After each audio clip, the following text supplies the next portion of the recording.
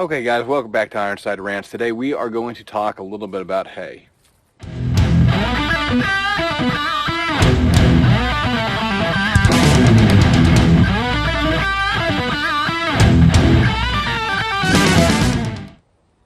Okay, so what I wanted to discuss with hay is we've got the shortages that we've seen going on, how this is going to come around and affect you, and then I wanted you guys to understand kind of the basics of how haying works.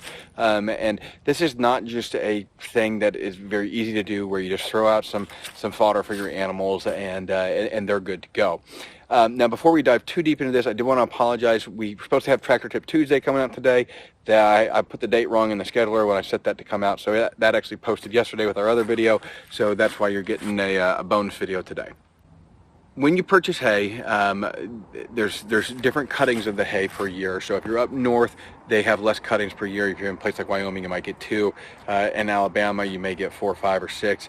And so it depends on how much rain and sunshine they get. So then there's a quality difference between these cuttings. So it's not just the time of the year that they're taken. The first cutting of the year tends to be more fibrous because it's coming off of the colder season. There's less sunshine, less rain for it. You're getting the spring rains. So it's growing fast. I'm sorry. So there's more rains, but less usable. So it's growing. The stalks are growing fast, but there's less sunshine in the sky, so they're not getting quite as nutrient dense, and so they end up being a lot more fibrous, like this one here. And then you can see that, compare that to the bottom one there, see how much greener that bottom one is. This is something that's probably a second or a third cut hay, where it's very dense in nutrition. It's not super fibrous. We don't have the bigger stalks like right here. You can see we've got those big fibrous stalks in there. And so there's a pretty substantial difference. Now these are 2 different types of hay. This one is going to be a mixture of Bahia, orchard grass, and Timothy. This one is all Bermuda grass. The Bermuda grass one is substantially higher in protein content than the other ones. Past that, they're fairly equivalent hays, but Bermuda grass is a lot higher in protein content. So you do got to be careful when you put your animals on it. If they're not used to those higher protein contents, you will deal with bloat, specifically during high parasite time.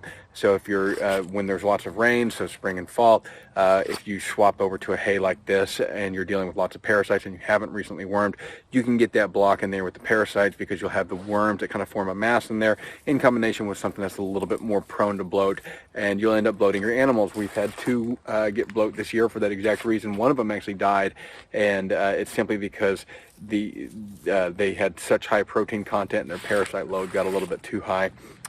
Because we're limited, because y'all know we don't worm, and that's one of the things with our customers is they know that we don't put chemicals in our cows. So I shouldn't say we don't worm. We only worm if we have an active issue. We don't worm as a preventative maintenance thing with it. So, and that has cost us. We do have to be a little bit more diligent with our management. But that is the first cow we've lost to parasites. So I do suspect that there was probably more going on, but we did not get it autopsied. Now up north, we had a drought. Down south, we had excessive rains this year. The excessive rains mean that the grass grows really well, but after they cut it, they can't get it to dry, so they can't get it to harvest. So we lost some cuttings down south this year, and up north, they maybe weren't able to get a second cutting because of the drought, or I know some places they struggled to get a first cutting. And so that was a huge issue all across the country, was the hay shortage. This hay shortage comes back around to you and the sale and the price of your beef, because the farmers' prices are going up. Farmers are losing cows, so they're having to offset the price of that cow that they've lost into other cows, or they're having to cull cows early. And we're seeing issues like we talked about in previous videos with pigs and chickens being culled. The same issue happens with the cattle. It happens more regularly with the cattle because you're so reliant on hay in the winter times, especially if you don't have good management practices. Now, we leave anywhere between 6 months and a year's worth of hay on hand at all times. The only time that we will be lower than that is right at the start of the spring when we've used it up for the winter. We don't typically run it out. We always try to keep a little bit extra, and then we store that and use that for the following year. We immediately fill up in the springtime for the next year, so we'll always have between 6 months and a year on hand. Once we get our permanent barn set up over here and have good hay storage, we'll actually always have a year on hand, because hay will virtually store I don't want to say indefinitely, but it stores for a very, very long time if it's kept dry and out of the sunlight to where the nutrient is not degrading in it. Once it's dried properly, and you've lost the initial nutrients that first year, you're not really going to lose much more throughout time, and so it's not a huge issue to store that hay in there for 2, 3, 4 years. It just doesn't become a problem as long as it's not getting weather degraded. It's the rain that tends to degrade the hay more than anything.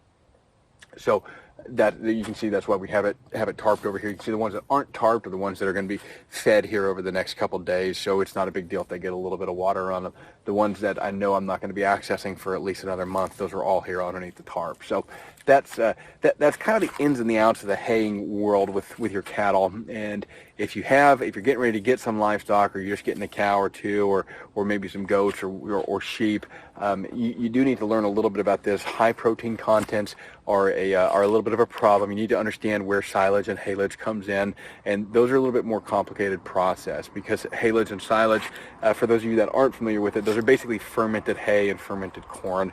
And there's a process to making that other people can show you that do it. We don't use haylage and silage here on our farm, so we just, not that I have anything against it, we just don't personally have good access to it.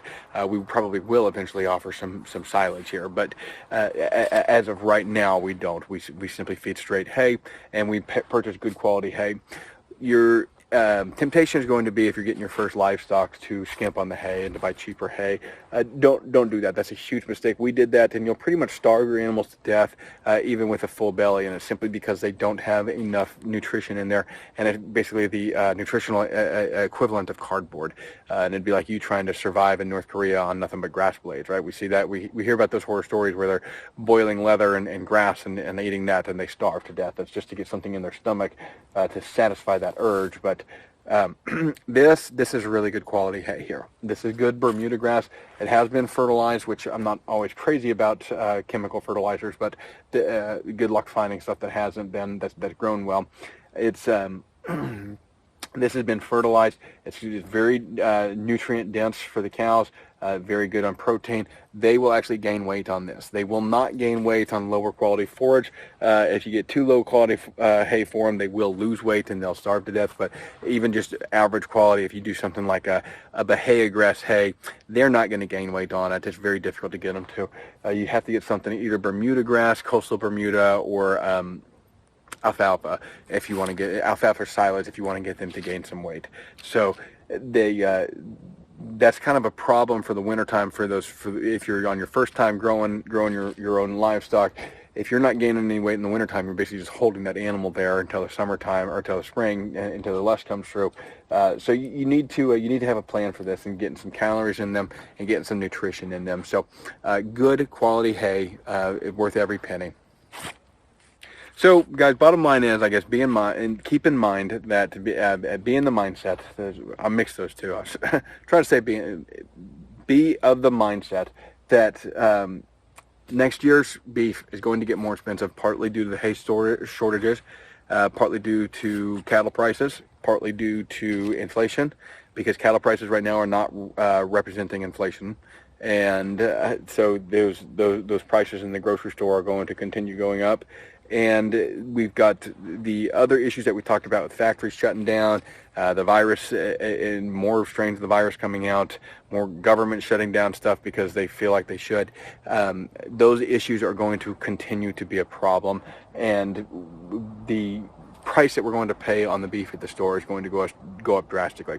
So the way around this is getting with local producers. That does certainly help.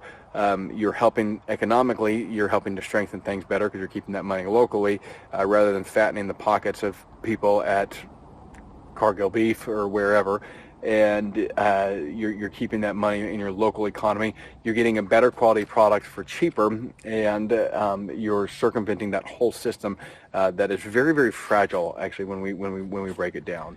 So anyways, guys, we have some really exciting videos coming up for you here soon. I'm really, really excited to get some of these out. We've got some good interviews coming on that we can't wait to share with you. So please like and subscribe to the channel. Hit that little bell notification so you get our videos. We are trying to do a video pretty much every day, Monday through Friday, taking the weekends off.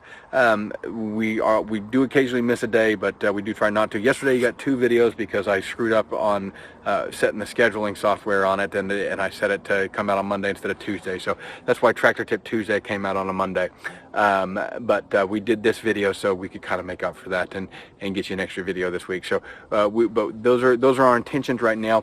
A few thousand more subscribers, we will be opening up our Patreon channel. On that Patreon channel, we will be talking more about some content that is not YouTube friendly, and it's mostly just for us to have a platform to share that information on. You know, YouTube does not like certain concepts, and so we want to I guess respect that and to be able to have an audience for that. So probably when we hit about 10,000 subscribers, we will go ahead and open up our Patreon page. So if y'all can help share and like these pages and help us get some subscribers in here, we'll help get that channel going and get some more stuff up there. We will have a lot of stuff coming out about firearms on that Patreon page. We can't, because YouTube is not very friendly on the firearm stuff. We cannot post that here on this channel, so all that stuff will be on the Patreon page. Anything going on with the range operations will be either on the Patreon page or on our website. As soon as we get that, as soon as we get the Patreon page up, we'll update the website with videos and stuff on there as well. So thanks again for watching, guys. I really appreciate it.